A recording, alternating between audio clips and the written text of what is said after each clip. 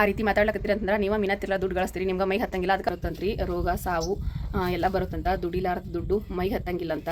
Hi love ನಮಸ್ಕಾರ friends, ಎಲ್ಲರೂ ಹೆಂಗಿದ್ದೀರಿ? ಆರಾಮಿದ್ದೀರಿ? ನಾ ಬಿ ಆರಾಮಿದ್ದೀನಿ ನೋಡ್ರಿ. ನಾನಿವತ್ತು ಯಾವುದೇ ರೀತಿ ರೆಸಿಪಿ ಅದೇನು ಶೇರ್ ಮಾಡ್ಕೊಳತ್ತಿಲ್ರಿ. ಇವತ್ತು ಟೈಟಲ್ ನೋಡಿ ಗೊತ್ತಾಗಿರ್ತದೆ ರೀ ನಿಮ್ಮೆಲ್ಲರಿಗೂ. ನಾನಿವತ್ತು ಯಾವ ವಿಷಯದ ಬಗ್ಗೆದಾಗ ಮಾತಾಡಕತ್ತೀನಿ, ಏನು ಮಾತಾಡಕತ್ತೀನಿ ಅನ್ನೋದು. ಇಲ್ಲಿ ನೋಡ್ರಿ ನಮ್ಮ ಸಮೃದ್ಧಿ ಹೆಂಗಿಂತಳ ಒಂದು ಗಂಧದ ಬಟ್ಲಿ ತೊಗೊಂಡಾಡ್ರಿ, ಮಿಜೇನಿ ಹಿಡ್ದಾದ ಸಿಂಧೂರು ಡಬ್ಬಿ, ಅದು ಖಾಲಿ ಮಾಡಿಬಿಟ್ಟಾಡ್ರಿ. ಇವತ್ತು ಗ್ವಾಡಿಗೆ ಸಿಕ್ಕಲ್ಲೆಲ್ಲ ಹಾಕಿನ ಮೂತಿಗೆ ಎಲ್ಲ ಕಡೆಗೂ ಹಚ್ಚಿಬಿಟ್ಟಾಡ್ರಿ. ಏನಿಗೆ ಎಲ್ಲ ಹಚ್ಚಿದಿ? ಚೀಲ ಹಚ್ಚಿದಿ, ಚಲೋ ಹಚ್ಚಿದಿ. ಗ್ವಾಡಿಗೆ ಮೂತಿಗೆ ಎಲ್ಲ ಕಡೆಗೆ ಹಚ್ಚಿಬಿಟ್ಟಾಳ ನೋಡ್ರಿ. ಅದು ಏನು ಒಂದು ಸ್ವಲ್ಪನೂ ಇಟ್ಟಿಲ್ರಿ, ಖಾಲಿನೇ ಮಾಡಿಬಿಟ್ಟಾಳ. ನಾ ಹಂಗಂತೇಳಿ ಸಿಂಧೂರು ಡಬ್ಬಿ ತರ್ತೀನಿ ರೀ, ಹಚ್ಕೋದ ಒಂದು 2 ದಿನ 3 ದಿನ ಅಷ್ಟೇ ರೀ. ಅಷ್ಟು ಹಚ್ಕೊಂಡ್ರೆ ಮುಗೀತು ನೋಡ್ರಿ. ಒಯ್ತಾಳ್ರಿ, ನಾನು ಎಲ್ಲರೇ ಒಂದು ಸ್ವಲ್ಪ ತಳಗಿಟ್ಬಿಟ್ಟಪ್ಪ ಅಂತಂದ್ರೆ ಮುಗೀತು ರೀ. ಒಯ್ದಿಗೆಲ್ಲ ಚಲ್ಲಿ ಕಲಾಸ್ ಮಾಡಿ ಬಿಟ್ಬಿಡ್ತಾಳ್ರಿ. ಚಲೋ ಕಲಾಸ್ ಮಾಡಿದಿ ಹೇಗೆ ಬೋಡಿನ ಬಿಡು. ಇವತ್ತು ಆ ರೀತಿ ಅವ್ರು ಮಾತಾಡ್ತಾರಂತ ಅನ್ಕೊಂಡಿರ್ಲಿಲ್ಲ, ಆ ರೀತಿ ಮಾತಾಡ್ರಿ. ಅವ್ರಿಗೆ ತಕ್ಕ ಉತ್ತರ ಕೊಡಕ್ಕಂತನ ನಾನು ಇವತ್ತು ವಿಡಿಯೋಸ್ನ ಸ್ಟಾರ್ಟ್ ಮಾಡಿದ್ರಿ. ನಾನು ಅದಕ್ಕಿಂತ ಮೊದಲು ಅವನ ಬಗ್ಗೆದಾಗ ರೀ, ಅವನ ಬಗ್ಗೆದಾಗ ಎಲ್ಲರೂ ಕೇಳಕತ್ತಿರ್ರಿ. ಯಾಕಂದ್ರೆ ಮೊನ್ನೆ ನಾನು ಅವನ ಬಗ್ಗೆದಾಗ ವಿಡಿಯೋಸ್ ಹಾಕಿದ್ದಾಗ ನಡೆದ ಎಲ್ಲರೂ ಕಮೆಂಟ್ನಾಗ ಅವನ ಬಗ್ಗೆದಾಗ ಭಾಳಷ್ಟು ಕೇರ್ ತೊಗೊಳಕತ್ತೀರಿ. ಹಾಗಾಗಿ ಎಲ್ಲರೂ ಅವಾಗ ಏನಾಗ್ಯದ, ನಡೆಯಕ್ಕೆ ಬರಂಗಿಲ್ಲ ರೀ, ಕಾಲಿಗೆ ಏನಾಗ್ಯದ ಅಂತ ಎಲ್ಲ ಕೇಳತ್ತೀರಿ.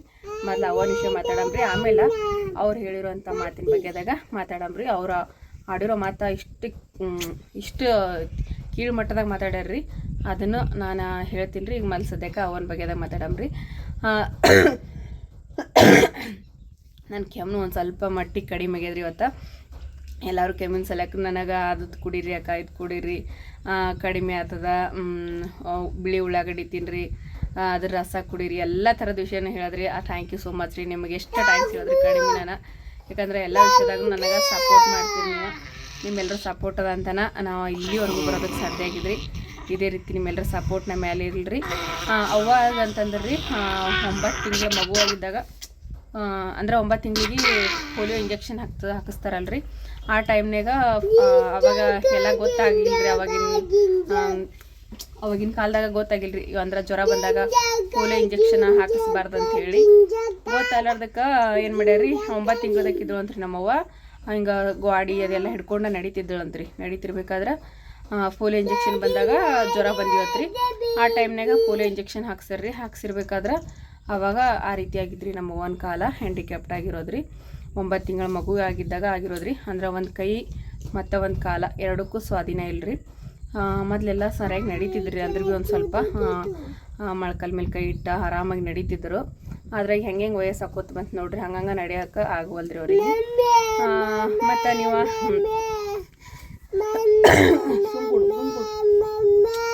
ಸುಮ್ಕುಡು ಒಬ್ರು ಅಕ್ಕೋರ ಕಮೆಂಟ್ ಮಾಡಿದ್ರಿ, ಅವಾಗ ತೋರಿಸ್ತೀನಿ ಅಂತ ಹೇಳಿದ್ರಿ, ನೀವು ಯೂಟ್ಯೂಬ್ ಪೇಮೆಂಟ್ಲಿಂತ ತೋರಿಸಿಲ್ಲ ಏನಂತೇಳಿ. ಆದರೆ ನಾವು ಎಷ್ಟ ತೋರಿಸಿದ್ರು ಅವ್ರಿಗೆ ವಾಸಿ ಆಗಂಗಿಲ್ಲ ರೀ ಅದು. ಆದ್ರೆ ಈಗ ಅವಾಗ ಹೆಂಗಂತಂದ್ರಿ, ನಾವು ಎಷ್ಟ ತೋರಿಸಿದ್ರು ಅದು ಕಡಿಮೆ ಆಗಂಗಿಲ್ಲ ರೀ. ಯಾಕಂದ್ರೆ ಅದು ಈಗಿಂದ ಅಲ್ರಿ, ಅದು ಸಣ್ಣ ವಯಸ್ಸಿಲಿಂತ ಬಂದಿರೋದು. ಈಗ ನಾವು ಅಂದ್ರೆ ಸ್ವಲ್ಪ ಕೈಕಾಲು ನೋವು ಅದು ಆಲಕತ್ತಂತಂದ್ರೆ ನಾವು ಹಾಸ್ಪಿಟ್ಲಾಗ ತೋರಿಸಿ ಅಷ್ಟು ಆರಾಮ ಮಾಡ್ಬೋದು ಅಷ್ಟೇ ರೀ. ಅದರ ಕಾಲ ಅದೆಲ್ಲ ಏನು ಸರಿ ಮಾಡೋಕೆ ಆಗಂಗಿಲ್ಲ ರೀ ನಾವೀಗ. ಯಾಕಂದ್ರೆ ಅದು ಸಣ್ಣ ವಯಸ್ಸಿನ 9 ತಿಂಗಳು ಮಗು ಆಗಿರೋದ್ರಿ ಅದು. ಹಾಗಾಗಿ ಅದು ಏನು ಮಾಡಿದ್ರು ಈಗ ಟ್ರೀಟ್ಮೆಂಟ್ ಇಲ್ಲರಿ ಅದಕ್ಕೆ. ಯಾಕಂದ್ರೆ ಆ ತಕ್ಷಣಕ್ಕಾದ್ರೆ ಅದಕ್ಕೆ ಟ್ರೀಟ್ಮೆಂಟ್ ಸಿಗ್ತಿತ್ತು. ಈಗ ಅವ್ರ ವಯಸ್ಸು ಆಗಿಬಿಟ್ಟದ್ರಿ, ಹಾಗಾಗಿ ಅದಕ್ಕೆ ಟ್ರೀಟ್ಮೆಂಟ್ ಅಂತೂ ಇಲ್ಲರಿ. ಹಾಗಾಗಿ ನಾವು ಇವಾಗ ಎಷ್ಟ ದವಾಖಾನೆ ತೋರಿಸಿದ್ರು ಅದು ಸರಿ ಹೋಗಂಗಿಲ್ಲ. ಇಷ್ಟ ಅವ್ರಿಗೆ ಜ್ವರ ಬಂದ್ರಾಗಿರ್ಬೋದು, ಅವ್ರಿಗೆ ಏನಾರು ಕೈಕಾಲು ನೋವು ಜಾಸ್ತಿ ಆಯ್ತು ಅಂತಂದ್ರೆ ಅಷ್ಟಕ್ಕೆ ದವಾಖಾನೆ ತೋರಿಸ್ಬೋದು ಅಷ್ಟೇ ರೀ.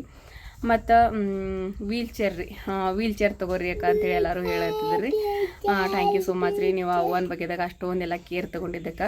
ಆದ್ರೆ ವೀಲ್ ಚೇರ್ ತೊಗೊಂಡ್ರು ಭೀ ಕಷ್ಟ ರೀ. ಯಾಕಂದ್ರೆ ಅವರಿಗೆ ವೀಲ್ ಚೇರ್ ಮೇಲೂ ಕೂಡಕ್ಕೆ ಬರಂಗಿಲ್ಲ ರೀ. ಅವಾಗ ಕೂಡ್ಬೇಕು ವೀಲ್ ಚೇರ್ ಮೇಲೆ ಅಂದ್ರೂ ಎತ್ತಿನೇ ಕೂಡಿಸ್ಬೇಕಾಗ್ತದೆ ರೀ.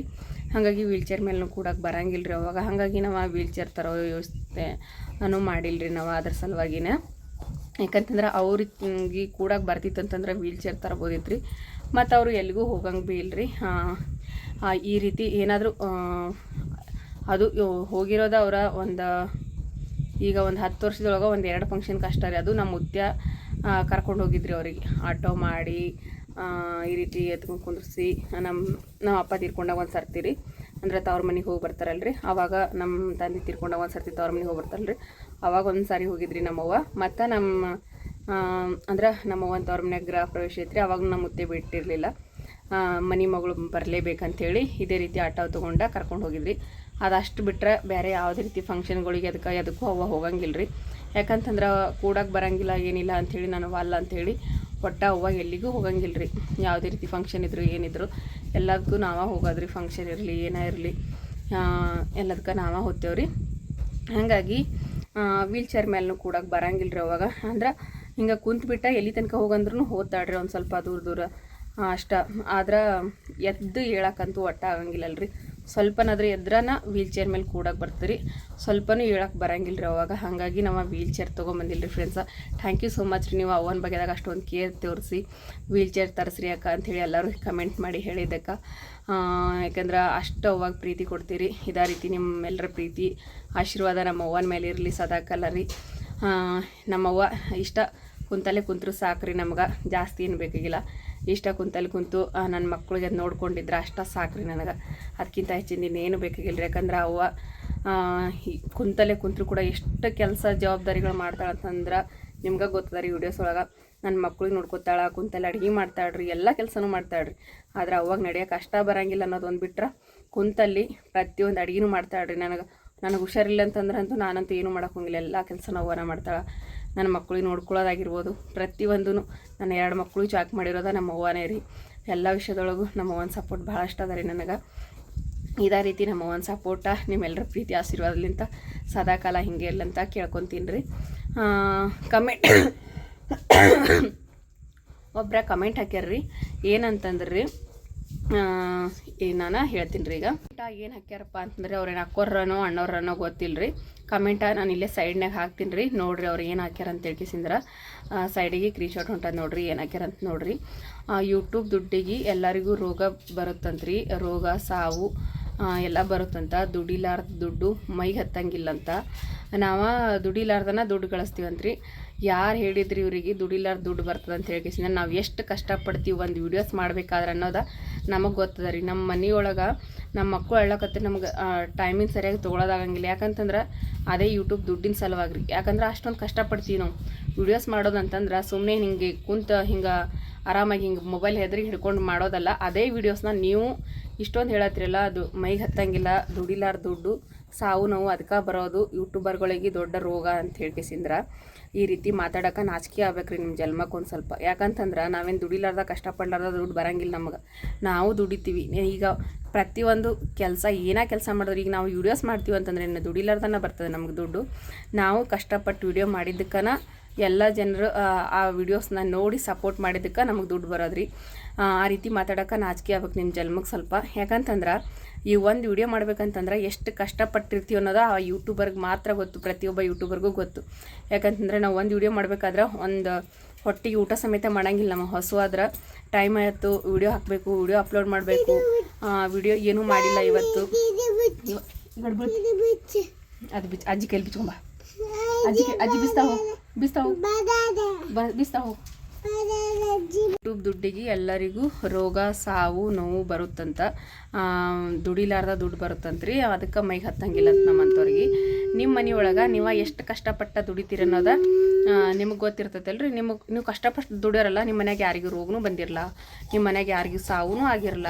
ಈಗ ನಾವು ಕಷ್ಟಪಡ್ಲಾರ್ದ ದುಡಿತೀವಿ ಅಂತೇಳಿ ನಮಗೆ ರೋಗನೂ ಬರ್ತದೆ, ಎಲ್ಲನೂ ಬರ್ತದೆ. ಆದರೆ ನಿಮ್ಮ ಮನೆಯೊಳಗೆ ನೀವು ಯಾವತ್ತೂ ದವಾಖಾನಿಗೆ ಹೋಗಿಲ್ಲೇನ್ರಿ? ನೀವು ಯಾವತ್ತೂ ನಿಮ್ಮ ಮನೆಯೊಳಗೆ ಯಾವುದು ಸಾವು ಆಗಿಲ್ಲ, ನೀವೇನು ದವಾಖಾನಿಗೂ ಹೋಗಿಲ್ಲ, ಏನಿಲ್ಲ ನೋಡ್ರಿ. ಹೌದಲ್ರಿ? ಯಾಕಂದ್ರೆ ನೀವು ಭಾಳ ಕಷ್ಟಪಟ್ಟು ದುಡಿತೀರಿ. ನಾವು ಕಷ್ಟಪಡ್ಲಾರ್ದನ ಬರುತ್ತದೆ ನಮ್ಗೆ ಯೂಟ್ಯೂಬರ್ಗಳಿಗೆ ದುಡ್ಡು. ಅದನ್ನು ಹೇಳೋದಕ್ಕೆ ಸ್ವಲ್ಪ ನಾಚಿಕೆ ಆಗ್ಬೇಕ್ರಿ ನಿಮ್ಮ ಜನ್ಮಕ್ಕೆ. ಯಾಕಂತಂದ್ರೆ ಈಗ ಯೂಟ್ಯೂಬ್ ವೀಡಿಯೋಸ್ ಮಾಡ್ತೀವಿ ಅಂತಂದ್ರೆ ಅದು ಬಿಡ್ಬೇಕಂತಂದ್ರೆ ಒಂದೊಂದು ಗಂಟೆ ತನಕ ನಾವು ನೆಟ್ವರ್ಕ್ ಇರಲಾರ್ದ ಆ ನೆಟ್ವರ್ಕ್ ಬರೋ ತನಕ ಕಾಯ್ಕೊಂಡು ಒಂಟಿ ಕಾಲ ಮೇಲೆ ನಿಂತ ವೀಡಿಯೋಸ್ ಅಪ್ಲೋಡ್ ಮಾಡ್ತೀವಿ. ಈಗ ಒಂದು ರೆಸಿಪಿ ಶೂಟ್ ಮಾಡ್ಬೇಕಂತಂದ್ರೆ ಒಂದು ಅರ್ಧ ಗಂಟೆದೊಳಗೆ ಆಗೋ ರೆಸಿಪಿ 1 ಗಂಟೆ ತನಕ ಮಾಡ್ತೀವಿ ನಾವು. ಯಾಕೆ ಗೊತ್ತೇನ್ರಿ? ಅದು ವೀಡಿಯೋಸ್ ಚಲೋ ಬರಬೇಕು ಅಂದ್ರೆ ಜನ ನೋಡ್ತಾರೆ ಅನ್ನೋ ಕಾರಣಕ್ಕೆ ಅಷ್ಟೆಲ್ಲ ಕಷ್ಟಪಟ್ಟ ವೀಡಿಯೋಸ್ ಮಾಡೋದಕ್ಕೆ ಅದು ನಮ್ಗೆ ಯೂಟ್ಯೂಬ್ ಕಡೆಲಿಂತ ಪೇಮೆಂಟ್ ಬರೋದ್ರಿ. ಹಂಗೆ ಬರ್ಲಿಕ್ಕೆ ನಮಗೇನಿಲ್ಲ, ನಾವೇನು ಕೆಲಸ ಇಲ್ದ ಕುಂತಿಲ್ಲ. ಇದನ್ನು ನಮ್ಮದು. ಈಗ ನೀವು ಏನು ಕೆಲಸ ಮಾಡ್ತಿರೋ ಗೊತ್ತಿಲ್ಲ ನನಗೆ, ಕಮೆಂಟೆಲ್ಲ ಹಾಕಿರಿ. ನೀವು ಕೆಲಸ ಮಾಡಿದ್ರೆ ನಿಮ್ಗೆ ದುಡ್ಡು ಬರ್ತಿರ್ಬೋದು. ನಾವು ದುಡಿದು ಇದು ವೀಡಿಯೋಸ್ನೊಳಗೂ ನಾವು ಕಷ್ಟಪಟ್ಟು ದುಡಿದಿದ್ದಕ್ಕೆ ನಮಗೂ ದುಡ್ಡು ಬರೋದು. ನಮಗೇನು ಇಲ್ಲಿ ಮೀನಾ ತಿರ್ಲಾದು ಬರ್ಲಕತ್ತಿಲ್ಲ ರೊಕ್ಕ ಹೇಳಕತ್ತೀರಿ. ಮೀನಾ ತಿರ್ಲಾ ದುಡ್ಡು ಮೈಗೆ ಹತ್ತಂಗಿಲ್ಲ ಅಂತ. ಮೀನಾ ತಿರ್ಲಾ ದುಡ್ಡು ನೀವು ಗಳಿಸ್ತಿರ್ಬೋದು, ಅದಕ್ಕೆ ಆ ರೀತಿ ಮಾತಾಡ್ತೀರಿ ನೀವು. ಯಾಕಂದ್ರೆ ನೀವು ಮೀನಾ ತಿರ್ಲಾದ ಗಳಿಸ್ತಿರ್ಬೋದು, ಆ ರೀತಿ ಮಾತಾಡ್ಲಕತ್ತೀರಿ ಅಂತಂದ್ರೆ ನೀವು ಮೀನಾ ತಿರ್ಲಾ ದುಡ್ಡು ಗಳಿಸ್ತೀರಿ, ನಿಮ್ಗೆ ಮೈಗೆ ಹತ್ತಂಗಿಲ್ಲ. ಅದಕ್ಕೆ ಅದೆಲ್ಲ ಜ್ಞಾಪಕಕ್ಕೆ ಬರ್ತದೆ. ನಮ್ಮಂಥ ಕಷ್ಟಪಟ್ಟ ದುಡ್ದ ನಾವು ಹೊಲದೊಳಗೆ ಕಷ್ಟಪಟ್ಟು ದುಡ್ದು ವೀಡಿಯೋಸ್ ಮಾಡ್ತೀವಿ, ಮನೆಯೊಳಗೆ ಕಷ್ಟಪಟ್ಟ ಅಡುಗೆ ಮಾಡಿ ಅದನ್ನು ವೀಡಿಯೋಸ್ ಮಾಡ್ತೀವಿ. ಕಷ್ಟಪಟ್ಟಿದ್ದಕ್ಕೆ ನಮ್ಗೆ ಯೂಟ್ಯೂಬ್ ಕಡ್ಲಿಂದ ದುಡ್ಡು ಬರ್ಲತ್ತದ. ಆದ್ರೆ ನೀವು ಕಷ್ಟಪಡ್ಲಾರ್ದ ಯಾರ್ದಾದ್ರೂ ಮನೆ ಮುರಿದ ದುಡ್ಡು ಮಾಡ್ತಿರ್ಬೋದು, ಅದಕ್ಕೆ ನಿಮ್ಗೆ ಕಷ್ಟದ ಬೆಲೆ ಏನಂತ ಗೊತ್ತಿಲ್ಲ. ಈಗ ನಾವು ಕಷ್ಟಪಟ್ಟು ಮಾಡೋರಿಗೆ ನೋಡಿ ಈ ರೀತಿ ಎಲ್ಲ ಹೊಟ್ಟೆ ಕಿಚ್ಚಿಲಿಂತ ಹೊಟ್ಟೆ ಉರ್ಕೊಂಡ ಈ ರೀತಿ ಮಾತಾಡ್ತೀರಿ ನೀವು.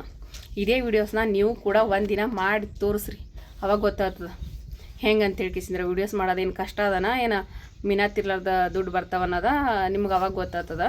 ಕಷ್ಟಪಟ್ಟು ಒಂದು ದಿವಸ ನಾವು ಯಾವ ರೀತಿ ಕಷ್ಟಪಟ್ಟು ಹೊಲದೊಳಗೆ ದುಡ್ದ ವೀಡಿಯೋಸ್ ಮಾಡ್ತೀವಲ್ಲ, ಅದೇ ರೀತಿ ಒಂದು ವಿಡಿಯೋ ಮಾಡಿ ತೋರಿಸ್ರಿ. ನಿಮಗೆ ಮನುಷ್ಯತ್ವ ಅನ್ನೋದಿದ್ರೆ ಅವಾಗ ಗೊತ್ತಾಗ್ತದೆ ಅದೇನು ಕಷ್ಟದ ಕೆಲಸ ಅದನ್ನ ಏನು ಇಲ್ಲ ಅಂತ ಹೇಳ್ಕಿಸಿದ್ರೆ.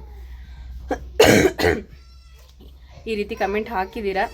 ಯಾವುದೇ ಯೂಟ್ಯೂಬರು ಕಷ್ಟಪಡ್ಲಾರ್ದ ದುಡ್ಡು ಬರೋಂಗಿಲ್ಲ. ಪ್ರತಿಯೊಬ್ಬ ಯೂಟ್ಯೂಬರು ಕಷ್ಟಪಟ್ಟರೆ ದುಡ್ಡು ಬರೋದಕ್ಕೆ ಸಾಧ್ಯ. ಯಾಕಂದ್ರೆ ನಾವು ಕಷ್ಟಪಡ್ಲಾರ್ದ ಸುಮ್ಮನೆ ಈ ನಾವು ಹೆಂಗೆ ಮೊಬೈಲ್ ಹಿಡ್ಕೊಂಡು ವೀಡಿಯೋಸ್ ಮಾಡತ್ತೀವಲ್ಲ, ಅದೇ ರೀತಿ ಮೊಬೈಲ್ ಹಿಡ್ಕೊಂಡು ವೀಡಿಯೋಸ್ ಮಾಡಿ ನಮ್ಮ ರೀತಿ ಒಂದು ರೆಸಿಪಿ ಆಗಿರ್ಬೋದು, ಒಂದು ಹೊಲದೊಳಗೆ ಕಷ್ಟಪಟ್ಟು ದುಡ್ದಿರೋದಾಗಿರೋದು ಮಾಡಿ ತೋರಿಸಿ ಆಮೇಲೆ ಮಾತಾಡ್ರಿ, ಅವಾಗ ಗೊತ್ತಾಗ್ತದೆ ನಿಮ್ದು ನಿಜವಾಗ್ಲೂ ನೀವು ಕಷ್ಟಪಡ್ತೀರೇನಿಲ್ಲ, ನಾವು ಕಷ್ಟಪಡ್ತೀವೇನಿಲ್ಲ ಅನ್ನೋದ. ಪ್ರತಿಯೊಬ್ಬ ಯೂಟ್ಯೂಬರ್ಗೂ ಮಾತಾಡೋಕ್ಕಿಂತ ಮೊದಲು ಯೋಚನೆ ಮಾಡಿ ಮಾತಾಡೋದನ್ನು ಕಲೀರಿ. ಯಾಕಂತಂದ್ರೆ ನಾವೇನೇ ಯೂಟ್ಯೂಬರ್ಗಳು ಅಂದ ತಕ್ಷಣ ಏನು ಇಲ್ಲೇನು ನಾವು ಪುಕ್ಸೆಟೆ ದುಡ್ಡು ನಮಗೆ ಬರೋಂಗಿಲ್ಲ. ಯೂಟ್ಯೂಬರ್ಗಳಿಗೆ ದೊಡ್ಡ ರೋಗ ಅಂತ ಹೇಳಿದ್ರಿ. ಯೂಟ್ಯೂಬರ್ಗಳ ಬಗ್ಗೆದಾಗ ಮಾತಾಡೋಕ್ಕಿಂತ ಮೊದಲು ಯೋಚನೆ ಮಾಡಿ ಆಮೇಲೆ ಕಮೆಂಟ್ ಹಾಕೋದನ್ನು ಕಲೀರಿ. ಮತ್ತು ಫ್ರೆಂಡ್ಸ, ನಾನು ಮಾತಾಡಿದ್ರೊಳಗೆ ಏನಾದರೂ ತಪ್ಪಾಗಿದ್ರೆ ಕ್ಷಮೆ ಇಲ್ಲರಿ. ಅವ್ರು ಹಾಕಿರೋ ಕಮೆಂಟ್ನ ನೋಡಿರಿ, ಅವರಿಗೆ ನೀವೇ ತಕ್ಕ ಉತ್ತರನ ಕೊಡ್ರಿ ಅಂತ ಹೇಳ್ತೀನಿ ನಾನು. ಯಾಕಂದ್ರೆ ಆ ಕಮೆಂಟ್ಸ್ ನಾನೀಗ ರಿಮೂವ್ ಮಾಡೀನಿ. ಯಾವುದೇ ಬ್ಯಾಡ್ಸ್ ಕಮೆಂಟ್ಸು ನಾನು ಇಡಕ್ಕೆ ಹೋಗಂಗಿಲ್ಲ, ರಿಮೂವ್ ಮಾಡೀನಿ. ಮತ್ತು ಯೂಟ್ಯೂಬರ್ ಬಗ್ಗೆದಾಗ ಮಾತಾಡ್ಯಾರಿ ಅವರು. ಅಂದ್ರೆ ಯೂಟ್ಯೂಬರ್ಗಳಿಗೆ ದೊಡ್ಡ ರೋಗ ಅಂತ್ರಿ ಇದು. ಮೀನಾ ತಿರ್ಲಾರ್ದ ನಾವು ದುಡ್ಡು ಬರ್ತಂತ ಸಾವು ನೋವು ಬರ್ತಾವಂತ ನಮಗೆ. ಹಾಗೆ ಎಲ್ಲ ಕಮೆಂಟ್ ಹಾಕ್ಯಾರವರು. ಯೂಟ್ಯೂಬರ್ ಬಗ್ಗೆದಾಗ ಮಾತಾಡೋಕ್ಕಿಂತ ಮುಂಚೆ ಒಂದು ಸರ್ತಿ ಯೋಚನೆ ಮಾಡಿ ಇನ್ನೊಮ್ಮೆ ಕಮೆಂಟ್ ಹಾಕೋದನ್ನು. ನೀವು ಒಬ್ಬರ ಈ ರೀತಿ ಕಮೆಂಟ್ ಹಾಕಿರ್ಬೋದು, ಆದ್ರೆ ಇಡೀ ನಾಡಿನ ಜನತೆನೇ ನಮ್ಮಂಥ ಯೂಟ್ಯೂಬರ್ಗಳಿಗೆ ಸಪೋರ್ಟ್ ಮಾಡೋಕ್ಕದಾರ. ಅವರ ಪ್ರೀತಿ ಆಶೀರ್ವಾದ ಸದಾಕಾಲ ನಮ್ಮ ಕುಟುಂಬದ ಮೇಲೆ, ಪ್ರತಿಯೊಬ್ಬ ಯೂಟ್ಯೂಬರ್ ಮೇಲೆ ಅವರ ಪ್ರೀತಿ ಆಶೀರ್ವಾದ ಸದಾಕಾಲ ಅದ ಅಂಥೇಳಿನ ಯೂಟ್ಯೂಬರ್ಗಳ ಬೆಳೆಯೋದಕ್ಕೆ ಸಾಧ್ಯ ಆಗಿರೋದ. ಇದೇ ರೀತಿ ನೀವು ಎಲ್ಲೋ ಒಬ್ಬಿಬ್ರು ಕಮೆಂಟ್ ಈ ರೀತಿ ಹಾಕ್ಬೋದು, ಆದರೆ ಇಡೀ ನಾಡಿನ ಜನತೆನೇ ಮೆಚ್ಚಿಕೊಂಡ ಕಮೆಂಟ್ಸ್ಗಳು ಹಾಕ್ತಾರೆ. ನಮ್ಮ ರೆಸಿಪಿಗಳು ಇಷ್ಟ ಆಗ್ಯಾವಕ್ಕ ಅಂತಾರೆ. ಮತ್ತು ಅದನ್ನ ಒಂದು ಸ್ವಲ್ಪ ನಮ್ಗೆ ಸರಿಯಾಗಿ ಮಾಡೋಕ್ಕೆ ಬರ್ಲಿಕ್ಕೆ ಅಂತಂದ್ರೆ ಹಂಗಲ್ಲಕ್ಕ ಹಿಂಗೆ ಮಾಡಿರಿ ಅಂತ ಹೇಳ್ತಾರೆ. ಆ ರೀತಿ ಹೇಳಿ ತಿದ್ಕೊತೀವಿ. ನಾವು ಕಷ್ಟಪಡ್ಲಾರ್ದ ದುಡ್ಡು ಬರ್ತದೆ ಅಂತ ಹೇಳಿದ್ರಲ್ಲ, ಈ ವಿಷಯ ಸಲುವಾಗಿನೇ ನಾನು ಆ ರೀತಿ ಮಾತಾಡಬೇಕಾಯ್ತು. ಥ್ಯಾಂಕ್ ಯು ಸೋ ಮಚ್ ರೀ ಫ್ರೆಂಡ್ಸ. ನಿಮ್ಮೆಲ್ಲರ ಪ್ರೀತಿ ಸಪೋರ್ಟ್ಲಿಂತ ನಾನು ಇಲ್ಲಿವರೆಗೂ ಬೆಳೆಯೋದಕ್ಕೆ ಸಾಧ್ಯ ಆಗಿರೋದು. ಈ ರೀತಿ ಕಮೆಂಟ್ಸ್ಗಳಂತೂ ನಮ್ಮಂಥ ಯೂಟ್ಯೂಬರ್ಗಳಿಗೆ ಬರ್ತಾನೆ ಇರ್ತಾವ್ರಿ. ಹಾಗಾಗಿ ಈ ರೀತಿ ಕಮೆಂಟ್ ಹಾಕಿದವ್ರಿಗೆ ನೀವೇ ತಕ್ಕ ಉತ್ತರ ಕೊಡ್ರಿ ಅಂಥೇಳಿ ನಾನು ನಿಮ್ಮೆಲ್ಲರಲ್ಲೂ ಕೇಳ್ಕೊತೀನಿ ರೀ. ಥ್ಯಾಂಕ್ ಯು ಸೋ ಮಚ್ ರೀ ಎಲ್ಲರಿಗೂ. ಇದೇ ರೀತಿ ನಿಮ್ಮೆಲ್ಲರ ಪ್ರೀತಿ ಸಪೋರ್ಟ ಆಶೀರ್ವಾದ ಸದಾಕಾಲ ನಮ್ಮ ಮೇಲೆ ಇರಲಿ ರೀ. ಇವತ್ತಿನ ವಿಡಿಯೋನ